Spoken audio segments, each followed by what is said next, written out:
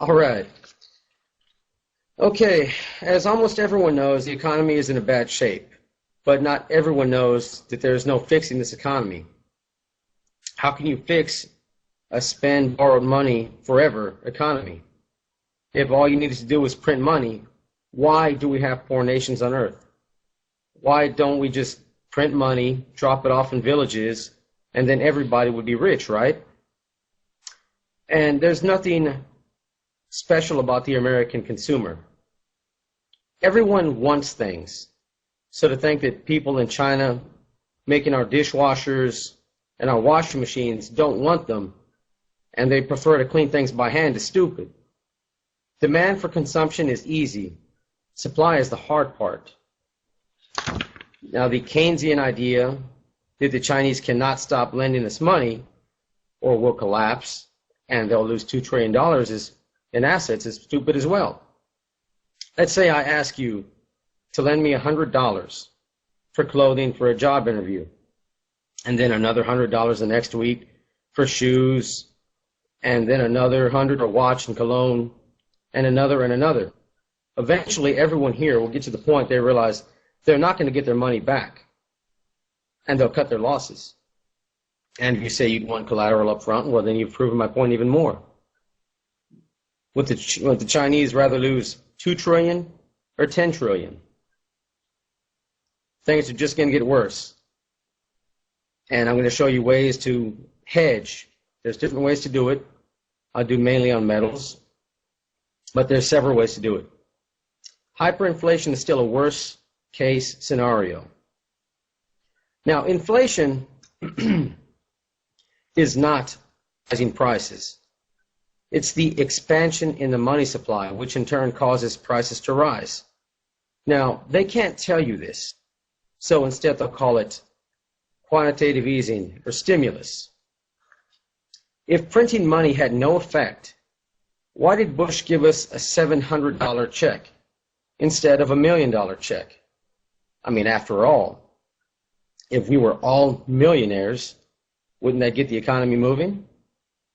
And why did gas prices rise considerably shortly after Obama's quantitative easing 1 and 2? The way to look at inflation, let's go with some crazy numbers here. And let's say that there was only $100 in circulation. And you're super rich, you're filthy rich. And you have $10. And then the Federal Reserve prints another $100. Well, then the money supply goes from $100 to $200.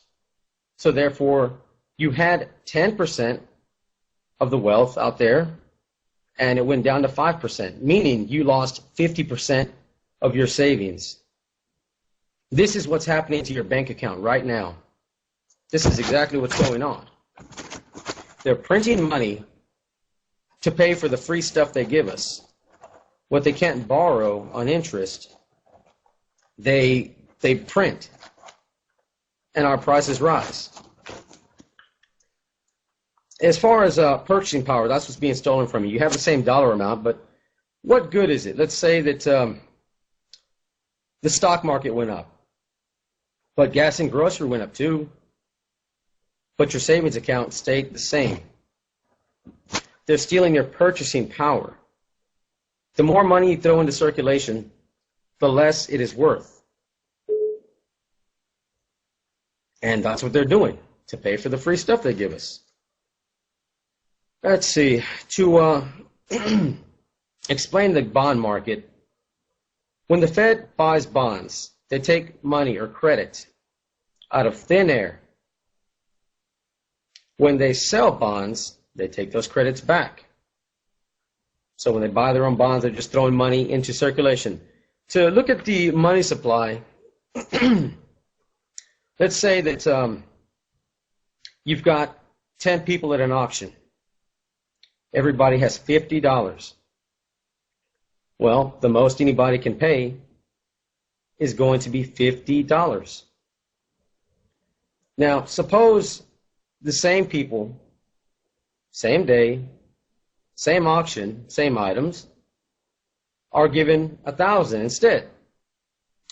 what happens to the prices? They rise considerably. See, they can't tell you any of this. They want to blame it on greed. They want to blame it on somebody else. It's always somebody else, you know, I'm giving you this for free. Well, nothing's for free. Didn't we all learn that at 5 years old? And eventually, interest rates are going to rise, and we're going to have serious problems. As the Fed keeps interest rates low, the way they do this is they print money to buy our own bonds. They create inflation. They buy their own bonds. Basically, the demand. If there's a high demand for them, and there's a low demand for, let's start with low demand. Low demand for bonds. Then you have to have high interest to get people to want to take them. It's got to be something in it for the lender. You're not going to just throw money for nothing. There's got to be something in it for the lender. Now, they keep the interest rates low by buying their own bonds. They can keep interest rates low because they're buying them. But when they buy them, they're throwing money into circulation. And as they do that, the purchasing power of the dollar goes down. Eventually, foreign nations will demand higher interest rates. You've got to think about it. If they're going to get paid back in weaker dollars, then they're going to want more weaker dollars to offset the balance. Any questions so far?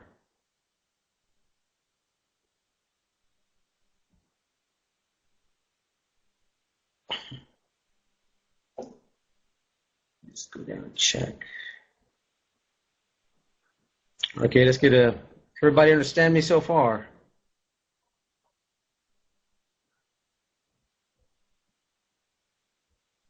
Alrighty, good. Step in the right direction. So, anyway,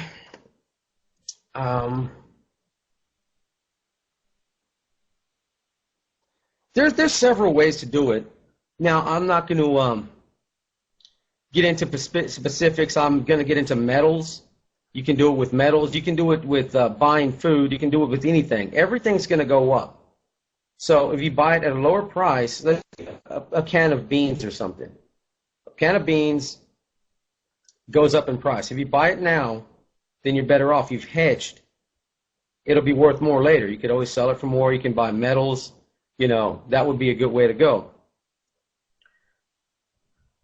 Skilled hand tools. In a situation like that, yeah, it'd be more of a barter economy. So if you knew how to fix things, that would be a huge asset. I mean, eventually as the dollar gets weaker and weaker, more jobs are going to be destroyed.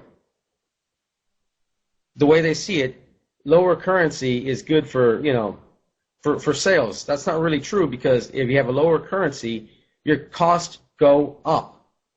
Your raw material costs go up. Your labor costs go up.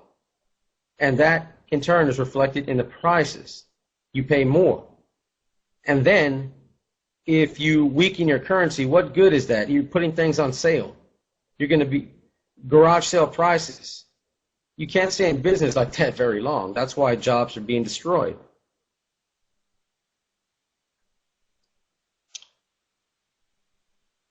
Fix the price of gold. Well, right now gold is undervalued. Gold, precious metals are undervalued. Most people believe that if we just spend more borrowed money, we can fix the economy. So it's way undervalued. They're all going to go up. I think personally silver would be the way to go. It's more rare. There's lots of ways you can buy silver, but there's only a few right ways to do it. And I'll get into that, but it's going to take a lot longer.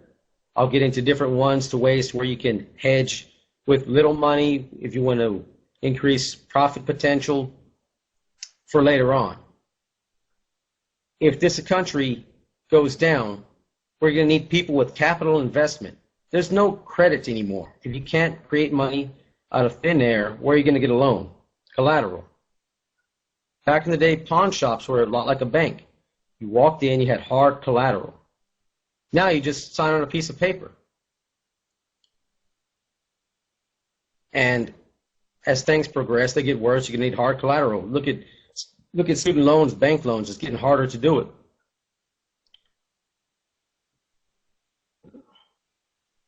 I believe, yes, precious metals are undervalued at the moment in terms of their purchasing power. You buy it by dollars. So, yes.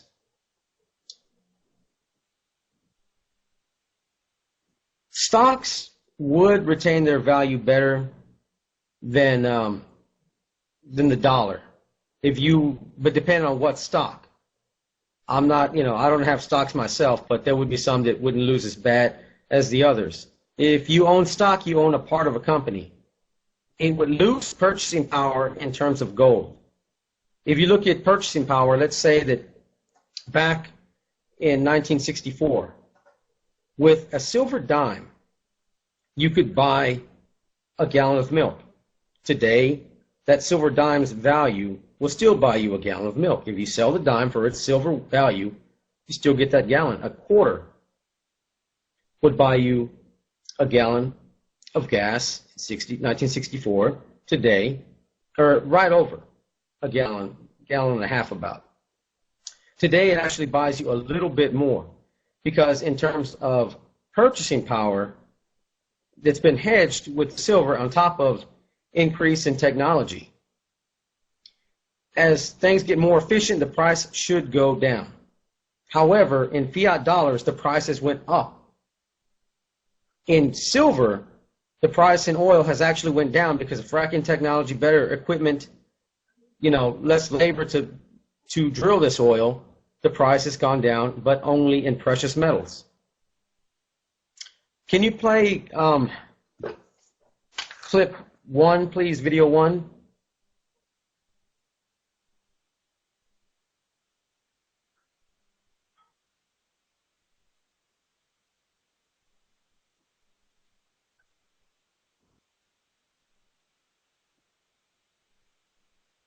John?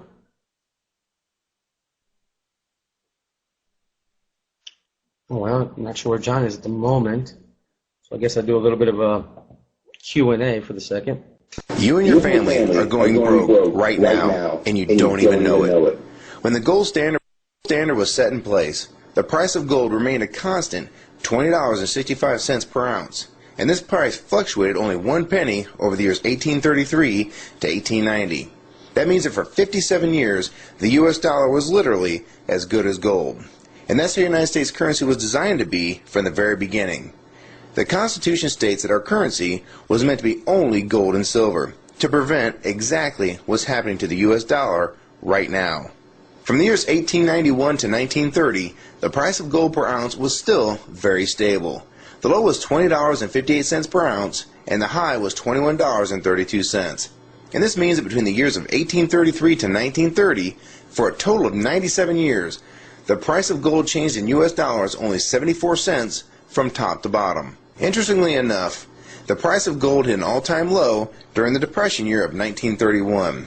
And many people believe this is done on purpose by the newly formed Federal Reserve to really twist the knife in the economy of the day, by reducing the total amount of money in circulation and thus making even the smallest amount of money very tough to come by. There is a common mistake by some people to think that the Great Depression is why the Federal Reserve was created. The truth is the Federal Reserve was in fact created in 1913, and this is well before the Great Depression. Since the Fed's creation, we've been slowly going off the gold standard, until finally, on August 15, 1971, President Nixon, one of the worst presidents in our country's short history, announced the United States would no longer redeem U.S. currency for gold. And this was the final step in abandoning the gold standard. What is important is to visually see the devaluation of the U.S. dollar since we were taken off the gold standard. Keep in mind the price of gold really doesn't go up or move, it has historical value. It is extremely consistent. So instead of seeing this as the price of gold going up, you need to see this as the value of the dollar dropping like a rock. The price of gold has been flying right now. It has recently been as high as $1,030 an ounce all the way down to $870 an ounce. And what I find most interesting is if you want to buy a brand new Corvette convertible in 2008, it would cost roughly $55,000. So in gold, that'd be roughly 60 ounces of gold at the spot price of $930 per ounce. So at the time when gold was $930, you could basically take 60 1-ounce gold coins, cash them in, and buy that very same car. Inversely, if you remove inflation and the devaluation of the dollar, as if the U.S. currency was still attached to the gold standard, as it was originally intended when this country was founded, that same car being bought with the same 60 ounces of gold would have a gold standard value of only $1,200, or the same 60 $20 1-ounce double eagles. So if that car price today is $55,000 and the gold standard value is $1,200, this means that we're sitting on roughly $53,800 inflation over the last 100 years for a $1,200 item. This brings the original dollar value to roughly 2 cents of today's money. I'm sure this is pretty tough to imagine, and some people can't handle this concept and will try and blow it off as incorrect. The fact is, this is what's really going on with our currency. Don't believe me? Try this one. Back in 1964 and earlier, a quarter would buy you roughly a gallon of gas. This is because the quarters made in 1964 and earlier were made of 90% silver and 10% copper. So the spot price of silver being $17.20 an ounce, this makes that quarter's actual value $3.11. So you can see that same 1964 quarter will still buy you roughly a gallon of gas today. And in case you're wondering, it takes about 5.5 silver quarters to make up a full ounce of silver. This is a fact. The price of gold may fluctuate with the value of the dollar, but this doesn't change the fact that precious metals such as gold and silver have maintained their value throughout time. And the only thing that changes is the value of the currencies that are not tied to gold and silver. This is what the Founding Fathers warned us about and tried to prevent from happening with the Constitution. What people need to understand is that the excess printing of the United States currency is just another tax on the American people. It takes the value of the dollars that they have and makes them worth less in the long run. Meanwhile, you're still making roughly the same amount of money, yet the prices for everything from gas to milk are going up constantly, when in fact nothing is really going up in price. It's the dollar's actual value that's been dropping and not prices going up. I can't emphasize this enough. If you like this video and find it helpful, please rate it and share your comments on the subject, favorite it, and most importantly, please share this video with everyone you know. I can't tell you how important this is. We need to let people know that they're losing all they worked so hard for and they don't even know it. And only with your support and help can videos like this be seen by people that really need to see what's going on with their money and the economy of the United States. So please help support this channel and others like it.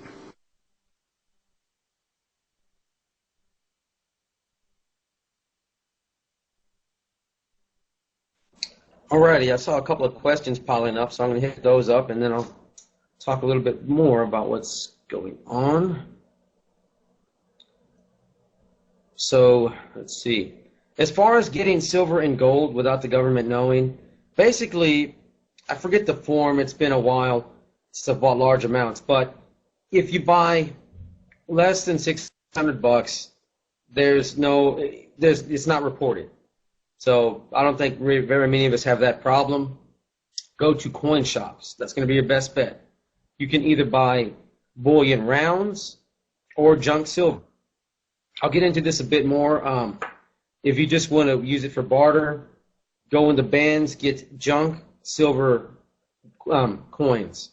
I recommend mercury dimes for the reason of them being, some people have poor eyesight. So if you have a mercury dime, it may be kind of hard, or a regular Roosevelt dime, it'd be kind of hard to read the date. However, a mercury dime, it's a lot easier to tell. Also, Washington quarters. The Liberty quarters, most of the years get rubbed off. I feel they can be faked a lot easier. So I would highly recommend Washington quarters. Don't buy any rare or numismatic coins. You're going to get jacked on the price. And if you decide to buy gold, no pre-1933 stuff. Executive Order 6260 did exempt rare and collectible coins. However, they never specified what that was. So it's up to Uncle Sam to decide what's rare and collectible and what's not. So they're going to take it anyway. Let's see. Look for them in your change. They're pretty rare, but they're still there. I would say, yes, nickels would be a good way to go. A nickel is going to be 75% copper, 25% nickel. So a penny right now is worth 2 cents. A nickel is worth about 7. Pennies, 1982, half of the 1982s are copper. The other half are not. So put 82 pennies aside. All the 81 and below, 95% copper for sure. They go for more on eBay. I recommend y'all check that out. Let's see. And no, that wasn't my voice in the video.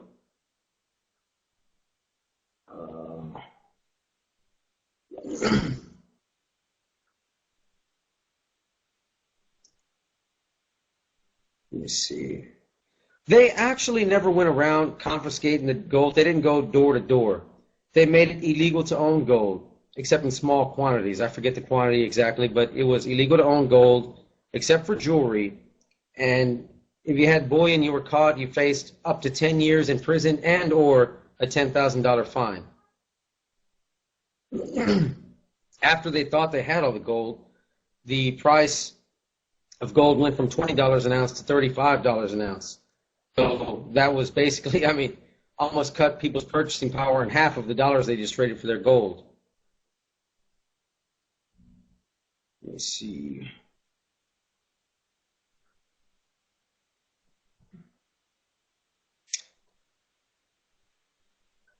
Yes, as far as the other question, I prefer silver myself. 90% of the silver out there is paper. 10% is physical silver. If you buy silver right now, before everybody else figures this out, you'll be way better off. I mean, even if the economy, if you were somehow miraculously able to fix it, borrow, and spend economy forever, you'd still be okay. Because we need silver for many things. I mean, it's in every electronic. It's the best antibacterial, a great antibacterial, antimicrobial, antifungal. Metals that we know is for purifiers, solar-powered solar panels, rechargeable batteries, medications. I mean, it's probably the most versatile metal. Not the most used, but the most versatile. And even if you look at it from the gold to silver ratio, historically it's been between 16 to 20 ounces of silver equaling 1 ounce of gold. Today it's about 60 ounces of silver to 1 ounce of gold. So even if you just bought it now and you wanted to get gold, trade it when it gets closer to 16 to 20, which it will catch up to. I think it'll even surpass where silver will be more expensive than gold because it's more rare. We've used it for so long, we don't recycle it, and we're having trouble finding it.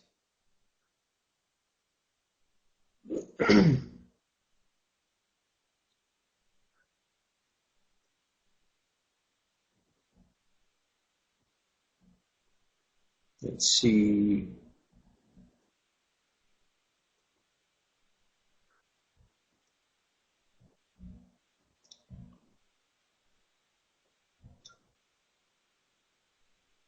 Can answer some more questions, just scrolling through. And you can see why Dr. Paul is a huge advocate of metals. He doesn't like theft. He has that sticker on his desk, don't steal from the government. They hate competition. Online sellers, I have personally bought from a company called Northwest Territorial Mint. I haven't bought from them in a while, but they were reputable. They always took care of me. I had no problems with them. But I would recommend if you're going to buy from them, you want to buy larger quantities if you have the money. If you're not going to buy a lot, you got to pay for shipping and insurance. It's not worth buying an ounce or two. Morgans, peace dollars, and eagles, they're always a great way to go. They're going to always get more than a premium. You get a higher premium. Whenever you buy metals, you pay a premium on that because you're not paying. Spot price is scrap value, but it's not scrap. It's been refined, purified, and shaped into a coin or a round. So you're always going to get more with dollars and bullion. It's a good way to go.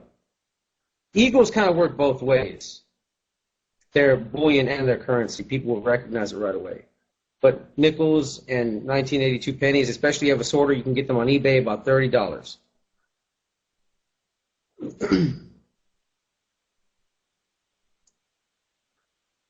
If a new currency, world currency, that the same thing. If it's not backed by anything, it would create inflation and be destroyed. All fiat currencies in the past have failed. The ones in more recent time have pegged to the dollar. So what are we going to peg to? We'll do what the other currencies did. They either get absorbed, inflated away, just get assimilated somehow, or go back on a gold standard. And dimes and quarters are going to be 1964 and below, or pre-65s.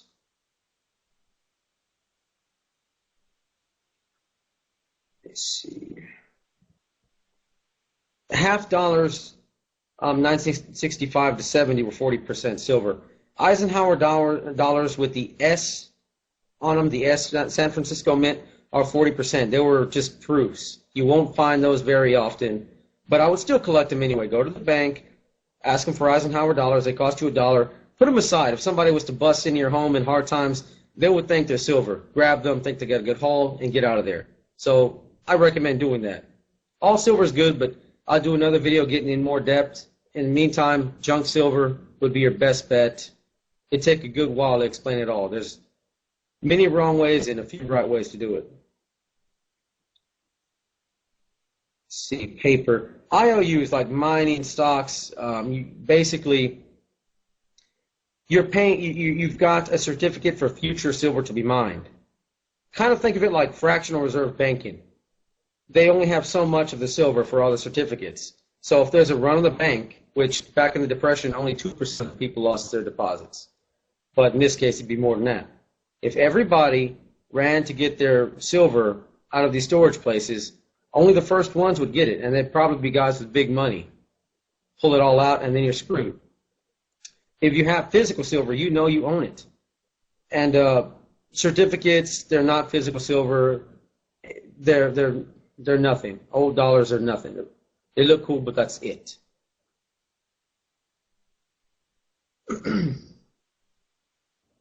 And silver, yes, the best way to go. All the metals will, silver, gold, palladium, platinum, but silver has the most growth potential.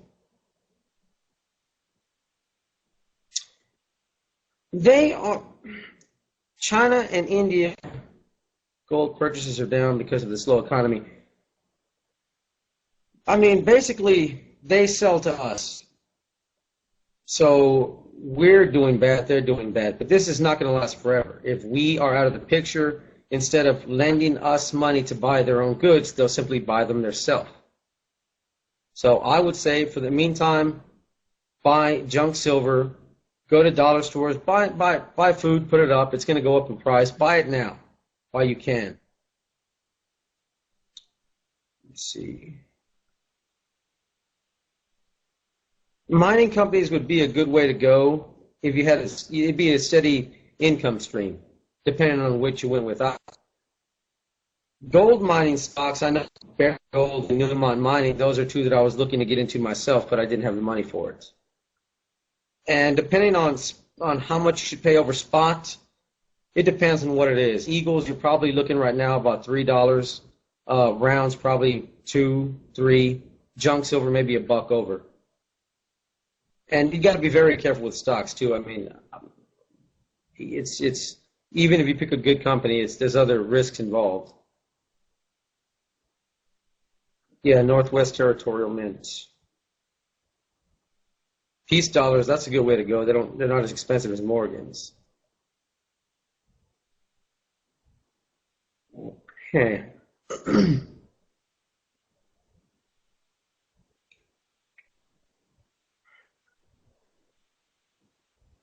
I don't really know on pre-EU coins.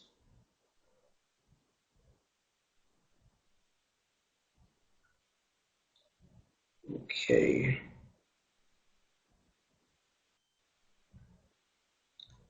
I would, as far as putting your home, it could go down. You don't know. I would just say buy physical gold and silver with what the money you have. I wouldn't go and speculate because it could go down. Keep cash in the bank on hand for emergencies. If you buy silver, the price goes down and you run into trouble, you have to sell it at a loss.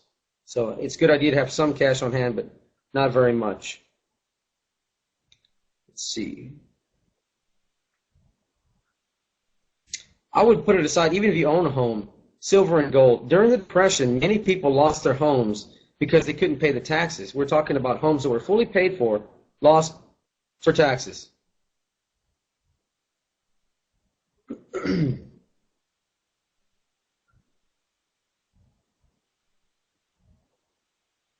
I do like renting myself.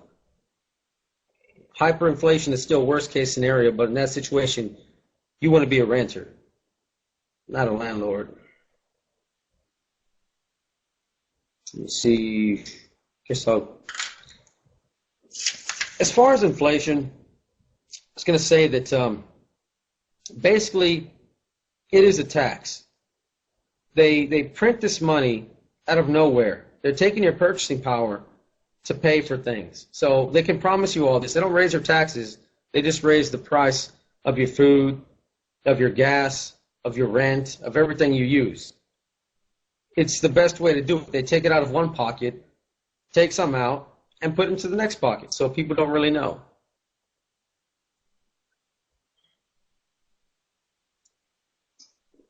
Inflation and deflation. No, the inflation would be increase in the money supply, which causes prices to rise. Deflation is a good thing where prices fall. That's how people were able to retire back in the day. The saying, a dollar saved is a dollar earned, came from deflation. If you put dollars aside, prices went down, it was worth more, and that's how you retired.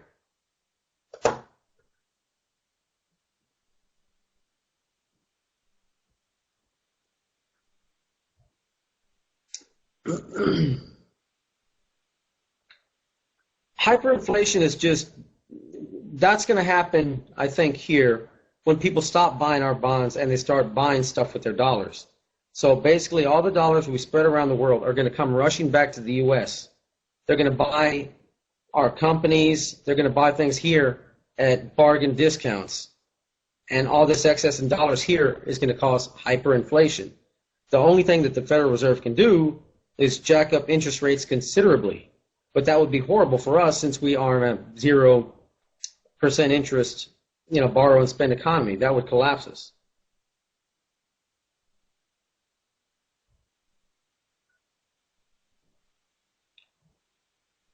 I would say so.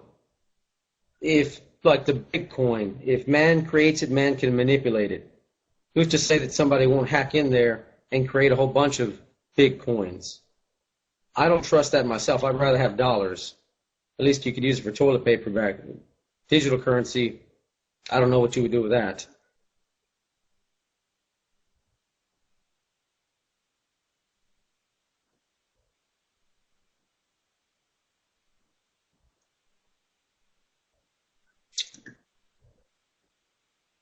And personally, yes, I would say that guns, unfortunately, would be a necessity.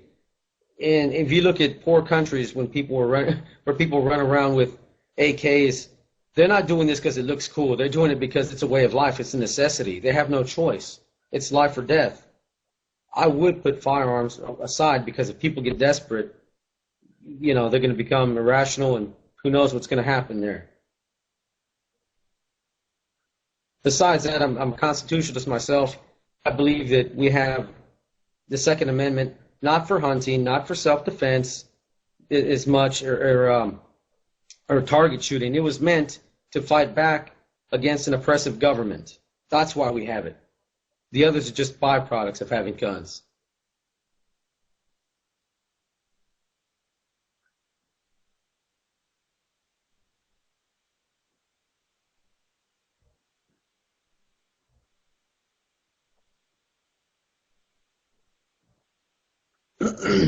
Well, deflation would, if you look at its supply and demand as far as labor, if people are cheaper to hire, you'll have more jobs and prices would fall down. That would actually be a good thing. It'd be shitty for the guy that lost his job, but shortly after, I don't think very many people here have heard of the Depression of 1920. And none of you have heard of the Great Depression of 1920 because it didn't happen. There was a depression that lasted 18 months right before the Great Depression because the government did not interfere. no social work programs, none of that. They let the market sort itself out, and problem was solved in 18 months. During the Great Depression, they decided the New Deal, government spending, infrastructure. It was a waste of money, and it prolonged the Depression 10 years. I personally do not like Bitcoin. Guns, food, precious metal. I mean, if you could grow your own food, that'd be a good way to go. You could sell it. Skills would be a good way to go. In a society where things are too expensive, you know, let's say you can sew shoes together or something, that'd be a great way to go. You could barter for, you know, food for fixing roofs or something. So skills would be another good asset.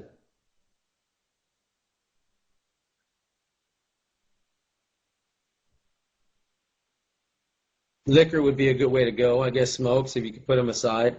People would pay good money for smokes.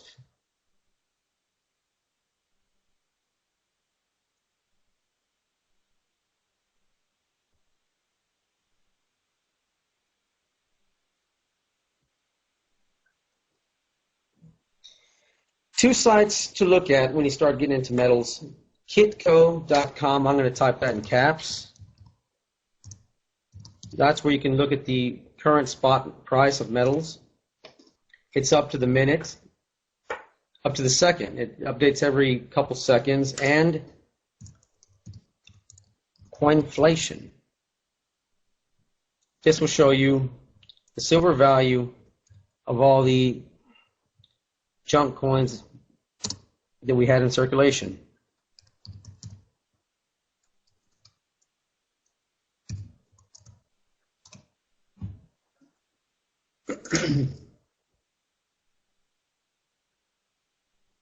Let me see. Higher education. I mean, there's lots of people right now with degrees, but the problem is that we've inflated so much, we've got so much regulations on people that would create jobs that they're not going to do it. It's too expensive, and the result, people are they're borrowing a lot of money for education, and there's no jobs for them waiting. They have massive debt and no job for them. Maybe a doctor or something, but liberal arts or something. I mean, I'd be very careful what you went to school for. One last thing on one video that really hit me. I want you guys to see this. Another understanding of your savings in the bank. If, John, you can play video 2, please.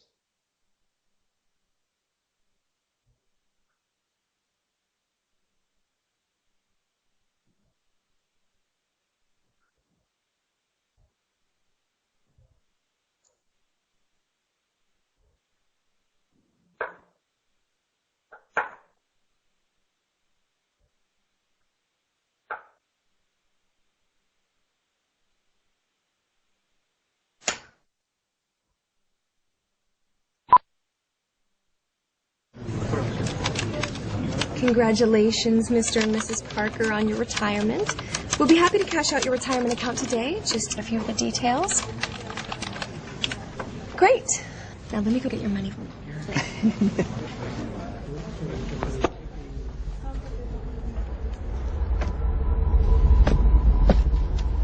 There's a little bit more. Okay, 5, 10, 15, 20. That's it. Now don't spend it all in one place.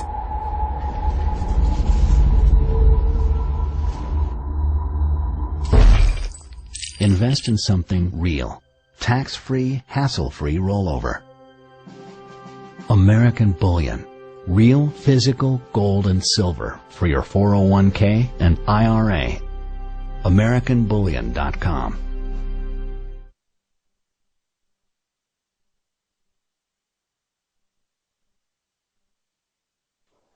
Now, I'm going to say I've never done business with that company, so I'm not endorsing them, but that pretty much puts it in perspective.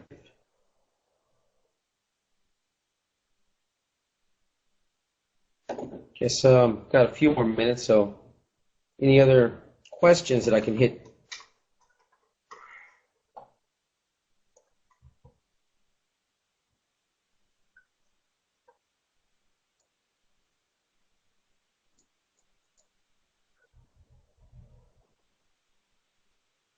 I'm not sure if I understand that question.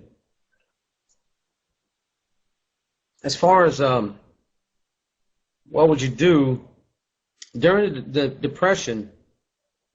There were many families living in one house. Basically, you could have a 4-room home, one family, one room. So, I mean, if you look at what's going on right now, we have multi-generational homes. You've got parents with kids, kids moving in with parents. I mean, that should be a sign of what's going on. And this is just the beginning.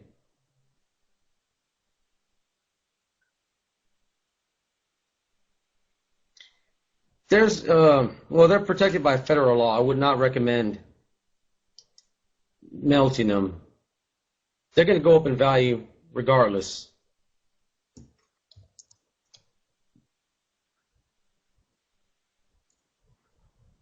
Let's see. If you could pay off your home, the quicker the better. You want to be out of debt.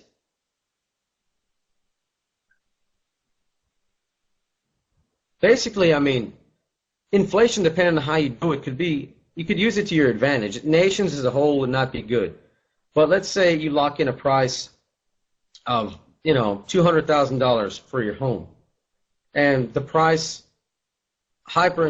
our prices hyperinflate, and, a stamp costs $500,000. It could wipe out your debt, but depending on what kind of debt you have.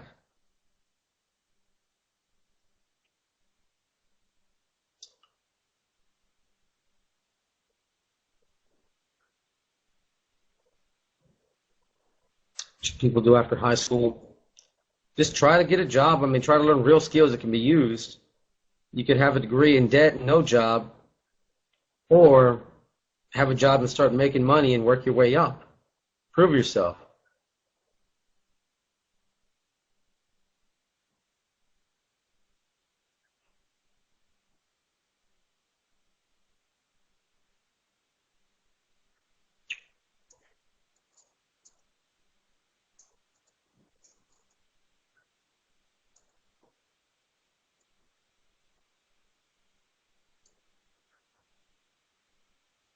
I don't know anything on radios. Let's see. A black market would open up if the dollar collapsed. You'd have barter economies. That's going to happen. I mean, the government doesn't want you buying silver and gold. They don't want competition. Gold right now, there's a 28% capital gains tax on that. If people notice that their silver retained its value while the dollar lost value, well, that would give the jig up. Fiat currency is based on faith. So if you lose the currency, they lose control over us.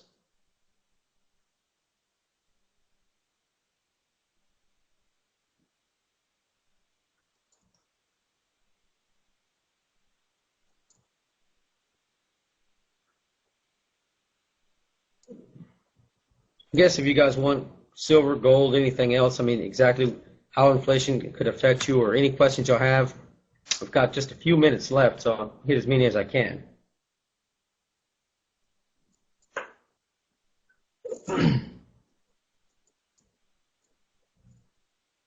Also, buying silver and gold under $600, just buy a little bit at a time. There's no paper trail there either.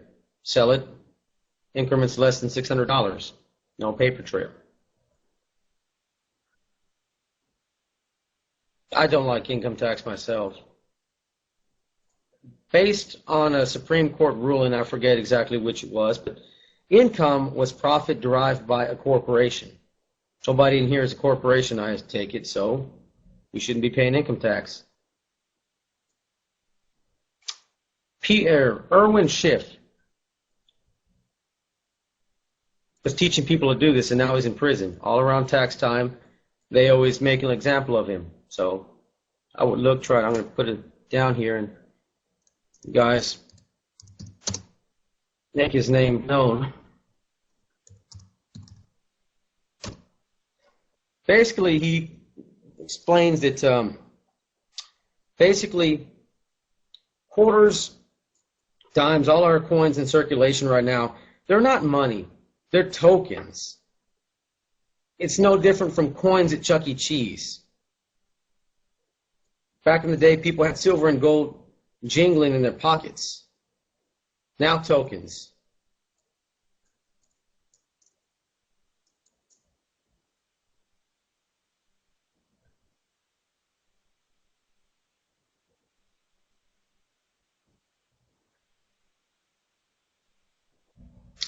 I'm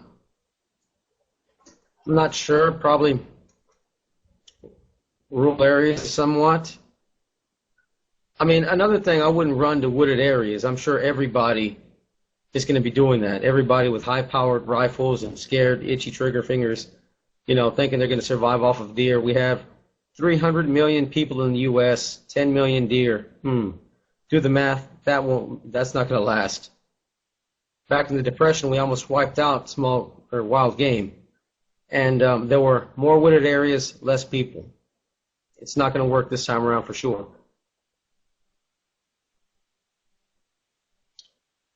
Personally, I got interested in this with seeing how much people lost and watching videos where people predicted the housing crisis. And I'm like, how did they know? What did they know that other people didn't? I ran into Peter Schiff, Ron Paul, Tom Woods, and started listening to them. It went against everything I learned in school, but they were able to predict it, and others were not. So we're Austrian economists as opposed to Keynesian that they teach us now.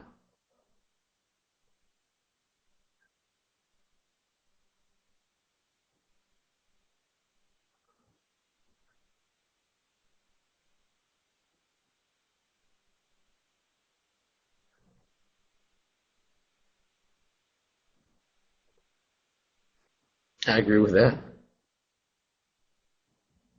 Farming would be a great idea. If you're a farmer, you've got money. People are going to need food and they'll pay whatever for it.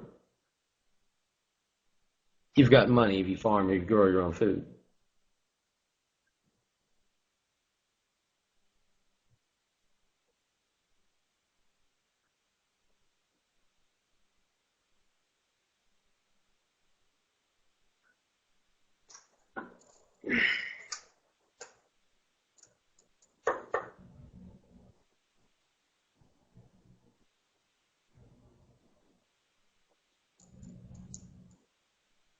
As far as batteries, as far as there's people that buy tons of flashlights and batteries, I would just say get crank and wind up equipment. You don't want anything that has batteries. Even if they're around, you can get access to them. You probably can't afford them.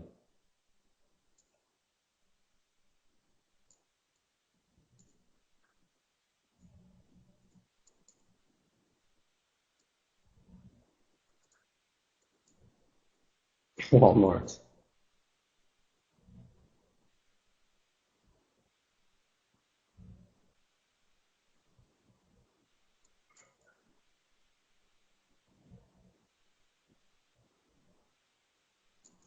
I personally do have guns.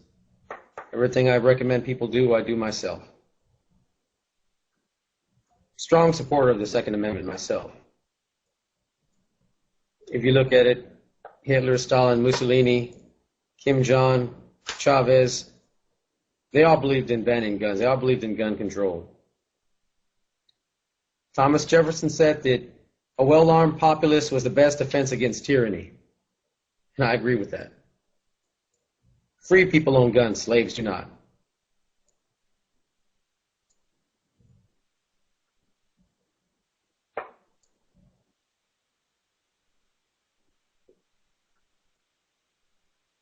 That'll be one of the other shows.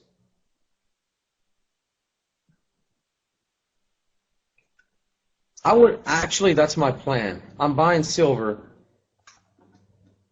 as far as basically the way I see it. If you look at it, prices in land are totally inflated. Silver's undervalued. What's going to happen? You can buy a lot more home if you wait.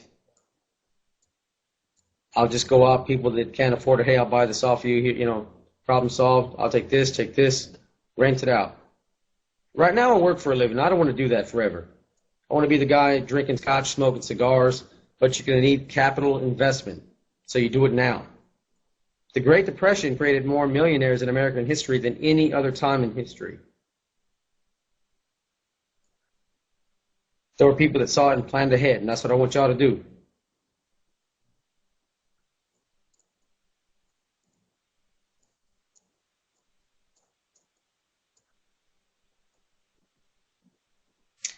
There's no way to tell. There's lots of unforeseen factors. I would have figured that we'd be gone by now, but the problems in Europe made everybody scared, and they ran into the dollar. When they ran into the dollar, they strengthened our bonds because there was less dollars in circulation because they bought bonds. Like I said, if you sell bonds, then you're taking money and destroying it. Less currency, prices went down. That's why gas went down. That's why silver, gold went down. I was buying silver when it was $47 an ounce. It's under 30 now. I don't care. I know where it's going to be at the end.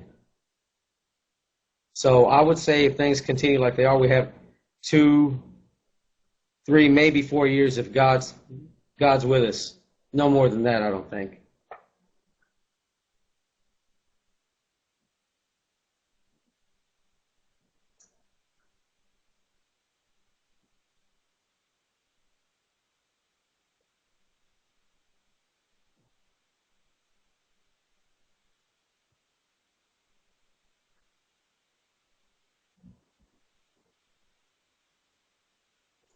Well, I mean, as far as losing control, you can only pay for a government, or you can only have a government if you can pay for it, troops if you can pay them. Energy stocks, oil stocks would be a good way to go if you went with stocks.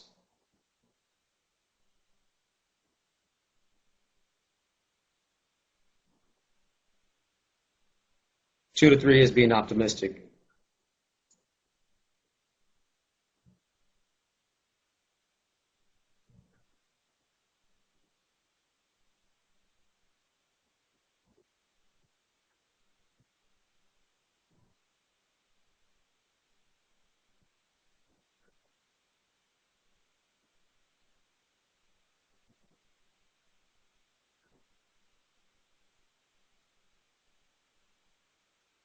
All right, guys, I guess that's about it. My time is up. Office Space. I used to get that a lot.